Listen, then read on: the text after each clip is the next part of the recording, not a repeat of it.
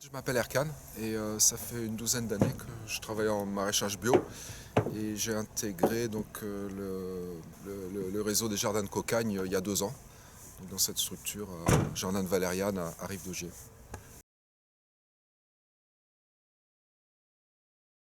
Alors en fait, déjà techniquement c'est faut être maraîcher parce que enfin dans mon cas je suis encadrant en maraîchage. Donc faut avoir de l'expérience en maraîchage, faut quand même bien connaître son métier parce que les personnes qui vont travailler avec toi, elles viennent de milieux tellement différents. En fait, il n'y en a aucun qui connaît le métier. Donc tu es vraiment leur référence technique par rapport à l'activité. Et après, derrière, la spécificité de notre métier d'encadrant en maraîchage, c'est justement gérer le nombre de personnes. On peut être 10 au jardin, peut-être en hiver quand il y a un peu moins d'activité, puis ça va monter à 15, voire plus en été, en pleine saison. C'est 15 personnes qui ne sont pas professionnels dans cette activité. Donc ça demande vraiment une forte présence, beaucoup de pédagogie. Oui, voilà, c'est les deux composantes principales, je pense, de mon métier. Et à cela s'ajoute aussi tout ce qu'on peut faire en réunion d'équipe sur les projets des salariés, les entretiens qu'on a eu avec eux. Pour travailler au jardin, il faut quand même une discipline. Déjà, faut être présent, faut être ponctuel, il faut être attentif aux consignes. Ça demande vraiment une discipline, d'être dynamique, d'être efficace, de réfléchir à son atelier, d'écouter les consignes. Et puis dans le travail d'équipe aussi, on leur apprend énormément à être respectueux les uns envers les autres, accepter les différences, parce qu'ils ont tous des parcours très différents.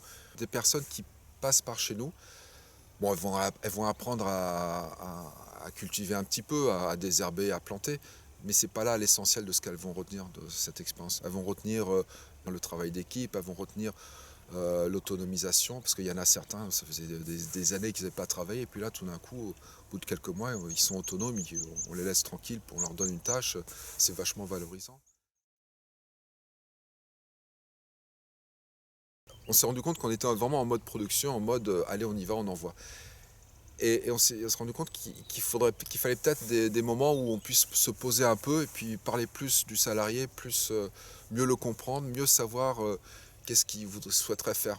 C'est un temps de parole qui est donné à chaque participant et il doit exprimer un moment de sa vie où il a eu comment on va dire, une valorisation positive mais professionnelle. Et des fois, il faut vraiment aller chercher parce que on peut avoir affaire à un public qui justement se sent fragilisé ou en perte de confiance ou qui se disent n'avoir jamais été valorisé.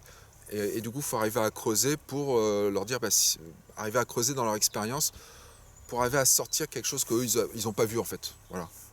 Ou même nous, avec notre expérience de travail avec eux, leur dire, oui mais moi je pense que tu es quelqu'un qui est, par exemple, très dynamique. Tu t'en rends pas compte, mais tu es très dynamique et tu entraînes les autres avec toi. Donc ça, c'est une super qualité. Et typiquement, il y a des gens qui ne le voient pas, ça. Voilà.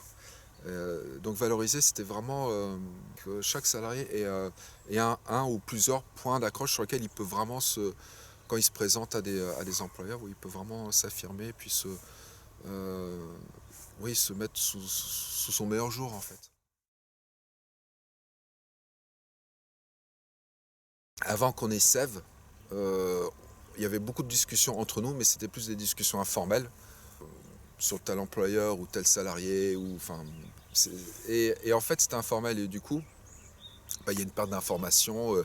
Puis des fois, si on veut revenir en arrière, on se dit, ah, qu'est-ce qu'on s'était dit? On s'était mis d'accord avec lui ou pas? Enfin, mais en même temps, avant Sève, on pouvait garder un employé qui ne nous posait pas de soucis, on pouvait le garder 1 an, 2 ans. Ça allait à tout le monde, tu vois. Et là, avec le fait qu'on cherche absolument, qu'on cherche à leur trouver des emplois de manière plus efficace, du coup, il a fallu être plus sérieux suivi. Et donc, on s'est créé plusieurs outils, un calendrier d'entretien que les salariés doivent faire. Le CIP va faire un entretien sur le projet, comprendre un peu dans quelle mesure la structure peut aider le salarié dans son projet de retour à l'emploi. Et donc on a mis en place ce calendrier bien précis. Et les grilles aussi, on n'avait pas les grilles, et du coup les grilles nous permettent de tout ce qu'on a à dire sur un salarié, on l'écrit dans cette grille. Et c'est plus des discussions informelles entre deux portes. Je pense notamment à un gars chez nous bon, c'est un très bon travailleur, mais il parlait absolument pas français, ou très mal. On se comprenait pas bien du tout. Et lui on se disait c'est quand même dommage parce qu'il est efficace, il est rapide, il est plein de ressources, il est très créatif.